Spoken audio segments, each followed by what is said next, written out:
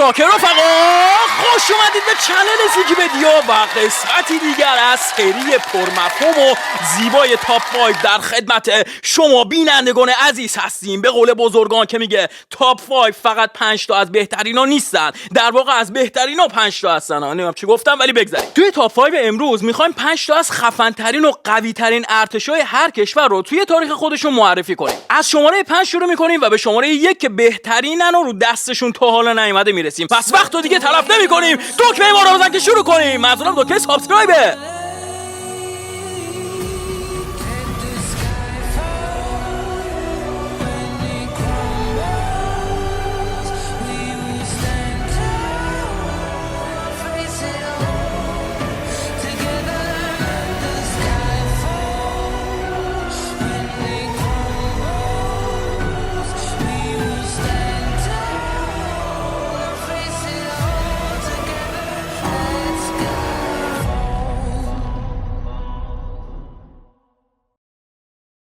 خب رفقا، قبل اینکه شروع کنم تو این ویدیو چون 5 تا از قوی ترین ارتشای هر کشور تو هر دوره رو می‌خوایم بگیم، وقت نمیشه همشون رو با جزئیات خیلی ریز توضیح داد، چون تاریخ هر کدوم از این ارتشا هم خیلی پرباره هم خیلی زیاده. برای همین واسه هر کدومشون ما یه ویدیو درست می‌کنیم بعدا. رفقا اینم بگم که این ویدیو در واقع 2 تا قسمت داره. این قسمت که قسمت اول باشه در مورد ارتشای باستانیه و قسمت دومش که بعداً قراره آپلود کنیم راجع به ارتشای مدرن و امروزیه. و تا یادم نرفته آقا یه لایک الان بزنید که ویدیو رو شروع کنیم. خب آخر ویدیو یادت میره دیگه، الان لایکو بزن دیگه، دمت گرم. بریم که داشته باشیم. ما از شماره 5 شروع می‌کنیم، یعنی کنگوزاران گریزلی سفد یا همون برسکر یا همون برسکیر هم بهش میگن، ولی خب برسکیر خیلی بی‌ادبیه. اونجایی که من اصلا آدم بی‌ادبی نیستم برسکیر رو نمیگم، برسکر بهتره. برسکرها یه گروهی از لشکر وایکینگا بودن و ببین در این حد بگم اینا وایکینگا می‌خواستن یه کار کنن، دشمن تو خود میدون جنگ برینه تو زره آهنیش، برسکرها رو میفرستادن جلو. چرا؟ چون برسکرها اصلا آدم نبودن، یعنی ظاهرشون شبیه آدمیزاد بود ولی مغزشون کاملا مغز خرس قهوه‌ای بود. و کس نمیگم واقعا خودشون فکر می‌کردن خرسن. حالا بهتون میگم چجوری. برسکرها هر کسی نمیتونستن باشن، فقط آدمای خیلی خاصی انتخاب میشدن برای این گروه. معمولا پسر بچهای وایکینگی که خشونت به صورت استوک و کارخونه‌ای از همون روز اول روشون نصب بود برای برسکر شدن انتخاب میشدن. البته یه سری آموزشا بهشون میدادن که وحشی‌تر بشن. اینا رو از بچگی تو معرض جنگ و کلیدی ترین چیزایی که یه بچه میتونه ببینه قرار میدادن تا ترس و توشون از بین ببرن و تبدیلش کنن به خشونت. از همون بچگی این ذهنیت رو بهشون فرو می‌کردن که تو اصلا آدم نیستی، تو خرسی، پس باید مثل خرس بجنگی. اصلا کلمه برسکر خودش یعنی پوست خرس و کلا خصلت این جنگجوها این بود که یه خرس رو پیدا می‌کردن، یه دست می‌کردنش، بعد پوستشو می‌کندن مینداختن رو خودشون. اینا تمرینایی می‌دیدن که بدنشون درد و حس نکنه و یه جورایی عصب کشی بشه. یعنی با اسب روش رد می‌شدن، 2 تا شمشیرم بهش فرو می‌کردن، یارو می‌خندید کیرش هم نبود. برسکرها دوست و دشمن براشون فرقی نمی‌کرد، عملاً عین خود حیوان بودن. هر کی براشون تهدید بود و میگاییدن و یکی از عادت‌های خیلی اصلی خفنشون هم این بود که دور هم جمع می‌شدن، با هم دیگه قارچ سمی می‌خوردن، نشه میگن، همون ماشروم باز بودن دیگه. یکی دیگه از اخلاقای عجیب غریب اینا این بود که وسط میدون جنگ که همه کلی زره و آهن پوشیدن که آسیب نبینن، این کنده‌های کسکش لخ می‌جنگیدن. یعنی تصور کن تو میدون جنگ که هر لحظه ممکنه سر شمشیر بگیره به آدم شرق و غربشو پاره کنه، طرف کونلخ می‌جنگید. این در واقع نشون میده ترس توی اینا بی‌معنی بوده. اما چرا برسکرها همون موقع از بین رفتن؟ خب همونطور که میدونید وایکینگ‌ها خودشون به خودی خود واسه بقیه آدما خطر حساب می‌شدن، اصلا تهدید بودن. حالا شما فکر کن که برسکرها برای وایکینگ‌های دیگه تهدید بودن، ببین اینا چه خارکوسه‌هایی بودن. سر همینم بینشون جنگ و درگیری خیلی پیش اومد، ولی دلیل اصلی از بین رفتنشون این بود که تاکتیکای جنگی خیلی پیچیده‌تر و دقیق‌تر شدن، دیگه زور بازویی نبودن، عملاً با مغز باید می‌جنگیدن. برای همینم کسایی که بیشتر زور بازویی بودن از بین رفتن که برسکرها هم جزئی ازشون بودن. شماره 4 کوتاه دولان تیزی بلند یا همون سامورایی‌ها. خیلی‌ها ممکنه فکر کنن که هر کسی توی اون دوران تمرینای جنگیشو اگه خیلی خوب انجام میداد و استاد خیلی خوبی می‌داشت و خیلی هم خوب می‌جنگید میتونست راحت سامورایی بشه، ولی سخت در اشتباهی. ببینید بذارید من جمله رو با یه ضرب المثل منعقد کنم. قدیمی‌ها میگفتن گیرم پدر تو بود فاضل، از فضل پدر تو را چه حاصل. حالا سامورایی‌ها این ضرب المثل رو گرفتن، قشنگ بهش اندیشیدن، برعکسش کردن، شاشیدن توش و به جاش گفتن اتفاقا پدر من هست فاضل، کی رو میکنه به کونت نازل. حالا یه جورایی با ادبیات خودم بخوام بگم یعنی اینکه آقا مهم نیست شما چقدر کونتو پاره میکنی، چقدر وفاداری، چقدر جنگجوی کسکش زرنگی هستی، تو اگه بابات آدم حسابی نباشه و از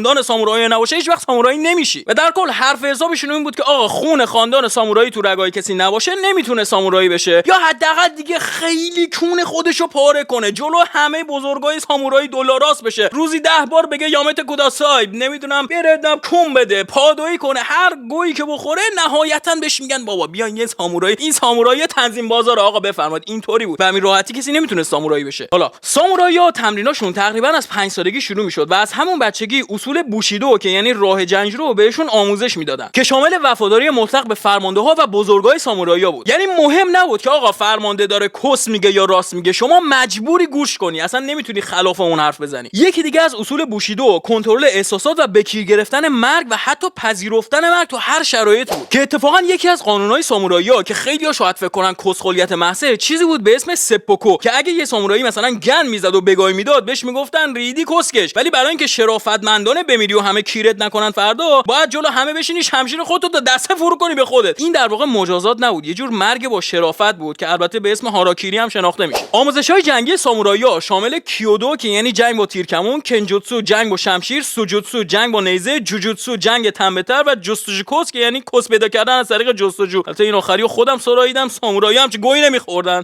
سامورایی‌ها به شدت انعطاف پذیر بودن، یعنی مهم نبود تحت چه شرایطی باشن، اینا سری خودشونو وفق میدادن. برای همینم دوران خیلی زیادی توی ژاپن حکومت کردن که یکی از بزرگترین کیرگوزیاشون هم جنگیدن در مقابل مغولا بود، چون کسایی که اهل تاریخن میدونن مغول شوخی نداشت، کونه این حرفا نمیذاشت، یه لشکر گوریل باهوش بودن، به همین راحتی نمیشه جلوشون وایساد. ولی خب سامورایی‌ها خیلی روانی بودن دیگه، جلوشون مقاومت کردن. اما سامورایی‌ها چجوری از بین رفتن؟ در واقع اینا از بین نرفتن، فقط قدیمی شدن. البته خیلیاشون کشته شدن و بگا رفتن، ولی خب اونایی هم که موندن با مدرن شدن ارتشا و ممنوع شدن حمل شمشیر و از بین رفتن نظام ارباب رعیتی دیگه، اونا هم خودشونو با مردم وفق دادن و دیگه کمرنگ شدن یه جورایی و دیگه کم کم شمشیرا رو فروختن و وای فای خریدن و میشستن دور آتیش هم دیگه رو کیر میکردن، ساکه میخوردن میخندیدن. ساکه منظورم همون عرقسگی خودمونه دیگه، ساک ماک نمیزدن. شماره 3 نمیرالمومنینان مدرن یا همون ارتش جاویدان. توی دوران هخامنشیان کوروش بزرگ نشسته بود همینطوری برای خودش داشت فکر میکرد، پیش خودش میگفت من چجوری یه ارتش درست کنم که تا ابد به من وفادار باشن، همه فن حریف باشن، نخبه باشن، از هر سلاحی بتونن استفاده کنن، هر جا من خواستم با دشمن کاری کنم که بره در کونشو چوبنبه بذاره دیگه این ورا پیدا نشه اینا رو بفرستم. و اینطوری میشه که یه ارتش 10,000 نفری به اسم جاویدان رو پایه‌گذاری میکنه. اما توی ارتش جاویدان هر کسی نمیتونست راحت عضو بشه. یه سرباز جاویدان باید حتما یه ایرانی اصیل می بود که از خانواده اشرافی و نظامی باشه که پیدا کردن همچین آدمی خودش سخت بود، ولی اینا کافی نبودن. یه سرباز جاویدان باید وفاداری مطلق تحت هر شرایطی به شاه می‌داشت و البته به شدت نظم باید می‌داشت و سلامتی بدنیش هم باید بالا می بود، نه مثل وایکینگا بشینن دورم ماشروم بزنن، از این خبرا نبود. یکی از ویژگی‌های این ارتش این بود که از 10,000 نفر نه کمتر می‌شدن نه بیشتر و هر موقع اگه یکیشون مریض می‌شد یا کشته می‌شد سریع باید جایگزین می‌شد. احتمالاً یه سری طرح‌ها روی آثار باستانی دیده باشید که یه سری سرباز نیزه به دستن، اونا در واقع سربازای جاویدانن. اما یه سری آموزش‌های خیلی خفن به جاویدانا میدادن، اونم این بود که اینا باید میتونستن از هر سلاحی استفاده کنن، از شمشیر، نیزه، چاقو، تیر کمون، سپر، سنگ، هر چی دم دستشون اومد بعد دشمنو میزدن و به خاطر همینم سخت میشد شکستشون داد. یعنی شما فکر کن تو میدون جنگ دشمن بزنه سپرشو بندازه، طرف نیزه در میاره، نیزهشو بندازه شمشیر در میاره، اونم بندازه چاقو میکشه، اونم بندازه تیر کمون میاره، اونم بندازه دیگه کیرشو در میاره، میگه این تو سردر ورودی خونت تا به سلاحای منو انداخت کونی. و در کل اینو بگم که جاویدانا کلا به این معروف بودن که از هر سلاحی میتونستن استفاده کنن و توی زمینای باز به شدت مرگبار بودن، اما زمینایی که جا مانور نداشتن آسیب پذیر میشدن. یکی از خصلت‌های جاویدان این بود که گروهی جنگجوهای بهتری بودن تا نبرد تک به تک. به خاطر همینم آرایش نظامی رو تحت هر شرایطی باید حفظ میکردن. اصلا قانونشون این بود که آقا مهم نیست چند نفر رو میکشی، اونی که کشتی کس ننش، آرایش نظامی نباید از بین بره، چون نقطه قوتشون همین بود. و البته دفاع خیلی قوی داشتن. تو جنگایی مثل فتح لیدیه و بابل نقششون خیلی پررنگ بود. ارتش جاویدان از همون دوران تا دوران حکومت داریوش و اوایل حکومت خشایارشا وجود داشتن. اما بعد از حمله اسکندر دیگه ساختار جاویدان از بین رفت. یه سریاشون کشته شدن، بقیه‌شون هم وارد ارتشای دیگه شدن. شماره 2 اسپارتانا. شرایط برای اسپارتان شدن خیلی ساده بود. پدر مادر طرف فقط باید اسپارتی می بودن و همونجا میریختنش داخل. اصلا لازم نبود از خانواده اشرافی یا چیز دیگه‌ای باشن مثل سامورایی‌ها و جاویدانا. منتها بگاهی از همون لحظه تولد شروع میشد. یه بچه اسپارتی وقتی متولد میشد، یه سری خارکسته که یه حالت مثلا بزرگای اسپارتان بودن، اینو میگرفتن لنگ در هوا نگه می‌داشتن، میگفتن ما میل سوپاپشو اول باید چک کنیم ببینیم سالمه یا نه. اگه مشکلی ناتوانی چیزی توی بچه پیدا می‌کردن، شاید فکر کنید جزء اسپارتانا حسابش نمی‌کردن، ولی سخت در اشتباهی کلا جزء آدمیزاد حسابش نمی‌کردن. همونطوری ساعت 9 میذاشتنش در خونه آشغالی بیاد ببره، یعنی واقعا میذاشتن تا بمیره، اینقدر کسخل بودن. اما اونایی که سالم بودن میشدن اسپارتان، که اگه تمریناشونو بهتون بگم تازه متوجه میشید اونایی که انداختن تو صد آشغال وضعشون بهتر بود. تمرینای اسپارتانا از 7 سالگی شروع میشد. اینا سربازایی نبودن که دولت بیاد حمایت مالی کنه و کلی مثلا پول مول بهشون بده و وضعیت زندگیشون خوب بوده. عملا اینا رو میذاشتن همینطوری گشنه و تشنه ول میکردن، میگفتن خودتون هر کونی که بلدین بدین تا بتونید غذا پیدا کنید. حالا طرف کلا 7 سالشه ها، ولی خب این در واقع جزء قوانین بود. یه وقتایی انقدر عمدن بهشون غذا نمیدادن تا طرف بره دزدی کنه، اما اگه میگرفتنش مجازاتش سنگین بود، ولی نه به خاطر دزدی، در واقع به خاطر اینکه انقدر احمق بوده که گیر افتاده مجازاتش میکردن. با این تمرینا در واقع میخواستن ببینن طرف چقدر تو سختی میتونه جون سالم به در ببره و بدون اینکه خریت کنه خودشو نجات بده. در کنار تمام این خدمات حسنه‌ای که ارائه میدادن، تحقیر و کتک زدن و بیخوابی بهشون میدادن تا کاملا روانی بشن. بعدم بهشون میگفتن نه ببین درسته ما خالتو گاییدیم، ولی تقصیر دشمنه، تو برو تو میدون جنگ رو اونا خالی کن. اسپارتانا تقریبا به خاطر همین تمرینا شکست ناپذیر بودن. تعدادشون البته خیلی کم بود، اما تو جنگ‌های خیلی زیادی برنده شدن و اینا هم مثل جاویدانا توی زمینای باز قدرتشون خیلی زیاد بود. اما دلیل از بین رفتنشون این بود که مثل سامورایی‌ها انعطاف پذیر نبودن، یعنی تاکتیک‌های جنگی مدرن‌تر و پیشرفته‌تر شدن، ولی اسپارتانا مثل برسکرها تغییری نکردن، همونطوری موندن و آخرش هم بگاه رفتن. و بالاخره میرسیم به شماره 1 کسکش‌ترین و وحشی‌ترین و باهوش‌ترین جنگجوهای تاریخ از نظر هوش نظامی. این شما و اینم شماره 1 مغولا.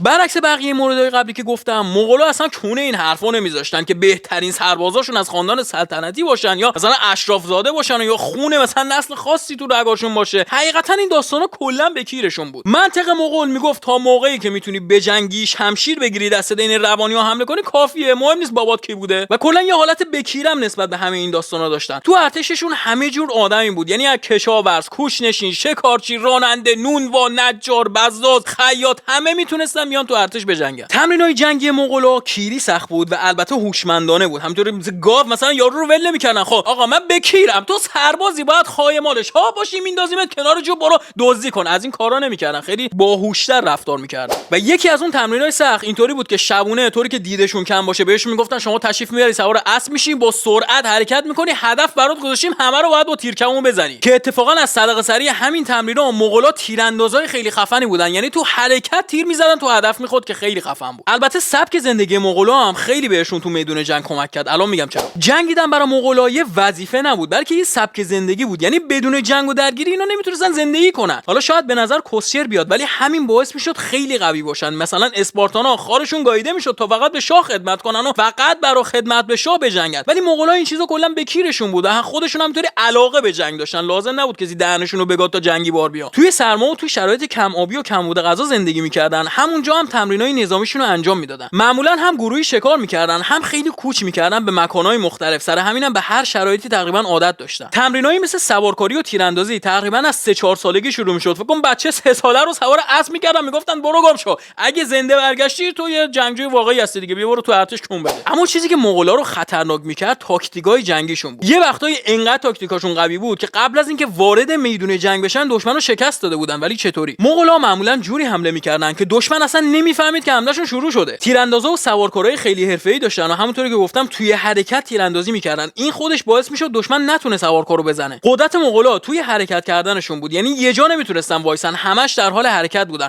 حتی توی حرکت محاصره میکردن دشمنو. بیشتر قدرتشون توی زمینای باز بود، ولی وقتی به زمینای تنگ و بسته میرسیدن قدرتشون کم میشد. به خاطر همینم نمیجنگیدن، محاصره میکردن و جنگ روانی راه مینداختن که این تاکتیک از همه بدتر بود. مغولا توی جنگا از عقب نشینی‌های ساختگی استفاده میکردن تا دشمن بیاد توی تله بعد بهش حمله کنه. قبل از حمله با جنگ روانی و پخش کردن شایعات و جاسوس فرستادن داخل کشور روحیه دشمن رو ضعیف میکردن تا تو میدون جنگ بتونن برتری داشته باشن. حتی یه وقتی یه شهر رو محاصره میکردن توش مریضی پخش میکردن تا مردم خودشون شهر رو دو دستی تقدیم کنن، یعنی کار به جنگ ممکن بود نکشه. توی دوران حکومت چنگیزخان مغولا تقریبا هیچ جنگی رو نباختن، اما نسل‌های بعدی چنگیز دیگه کسته است و جقی شده بودن دیگه و بیشتر بین خودشون سر قدرت داشتن میجنگیدن تا با بقیه. سر همینم خودشونو بگا دادن و دیگه اون مغولای سابق نبودن. تو چند تا جنگ هم خیلی شکستای کیری خوردن و دیگه ادامه ندادن. رفقا دمتون گرم که تا اینجای ویدیو با ما بودید. امیدوارم با این قسمت از تاپ 5 صفا کردم. کرده باشید. رفقا من بازم میگم اطلاعات خیلی کلی بودن، من تو جزئیات نمیتونستم وارد بشم به خاطر اینکه تایم ویدیو اجازه نمیده، اما هر کدوم از این ارتشا رو من جداگونه حتما براتون ویدیو درست میکنم با جزئیات فول تمیز. و رفقا توی تلگرام ما یه نظرسنجی میذاریم، اونجا حتما بهمون بگید که طبق یه سناریوی فرضی دوست دارید کدوم یکی از این سربازا با هم دیگه درگیر بشن. هر کدوم از سربازا رأی بیشتری آوردن ما یه سناریوی فرضی درست میکنیم که اگه اینا با هم درگیر شن کدومشون برنده میشه. لایک و سابم یادتون نره، اون زنگوله رو هم انگوش کنید تا ویدیوی بعدی.